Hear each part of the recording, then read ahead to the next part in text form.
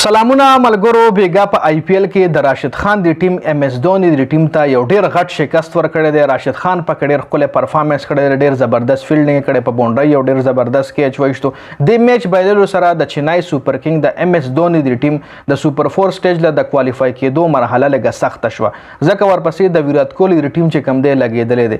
که نور میچونه هم سی اس کې بایلل او ویرات کوهلي د خپل میچونه وګټل، نو سی اس کې به بهر کېږي او سوپر 4 سټیج له مطلب سیمی فاینل سټیج له به د ویرات کوهلي د ټیم رسي. نور هم ټیمان شته چې له اوس هم چانس شته د سوپر 4 سټیج د کوالفای کېدو.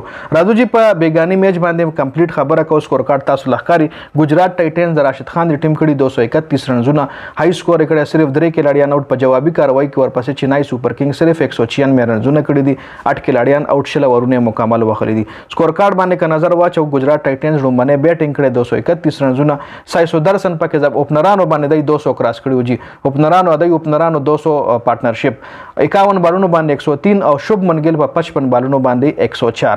ډیوډ ملر په 11 بال 16 او شاروخ خان 3 بال 2 رنزونه کړي دي. اوس کوم راشو د سی اس کې بالینګ وګورو، نو سانټنر 2 اور 31 ځکه چې 231 رنزونه کیږي، نو مطلب دا چې ټول بالران به ډبېدلي. 2 اور 31 سانټنر، توشار ډیسپنډې 4 اور 32 2 وکټې، ټاکور 4 اور 25 9 وکټ، سمرجیت سنگھ 4 اور 60 ډیر زیات ایکسپنسو ثابت شوی، 15 رنز پر اور ورکړي دي. رویندرا جډیجا 2 اور 29 15 دم ورکړي دي. ډیریل میچل 4 اور 52 جی. مطلب هر یو کھلاډي دو کھلاډیانو تقریبا 2 کھلاډیانو په خپل سپیل کې 50 نه زیات رنزونه ورکړي دي. اوس کوم راشو د جی ورپسې د چنای سوپر کینګ بیټینګ وګورو، نو چنای سوپر کینګ ورپسې هم 196 رنزونه کړي دي.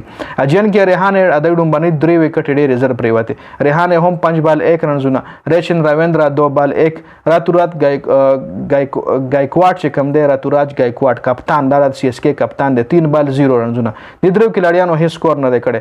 ډیریل میچل ورسره ښه سکور کړی 34 بال 63، موین علي ورسره ښه بیټینګ کړی 36 بال 56 رنزونه، شیوم ډوبه زبردست کھلاډي 13 بال 21 رنزونه، جډیجا 10 بال 18 رنزونه، دونی په 11 بال 26 رنزونه کړي دي، ښه زبردست بیټینګ کړی دی.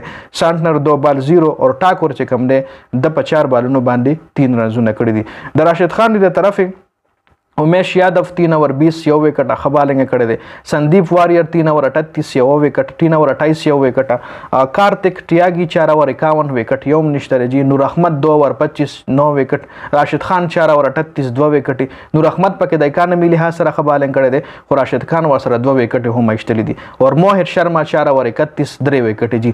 ګجرات ټایټنز سره ټول نه ښه بالینګ موهر شرما کړی دی، ځکه موهر شرما د چې کلم بالینګ کړی 40 50 د خپل سپیل کې خامخا ور کړی دی جی. نو دا میچ ګجرات ټایټن وګټلو په 35 رنزونو باندې. سی اس کې له شکست ورکو، سی اس کې له شکست ورکول دومره اسانه خبره نه ده، که همیشه د سی اس کې ټیم په آی پی ایل کې یو مضبوط ټیم راځي جی.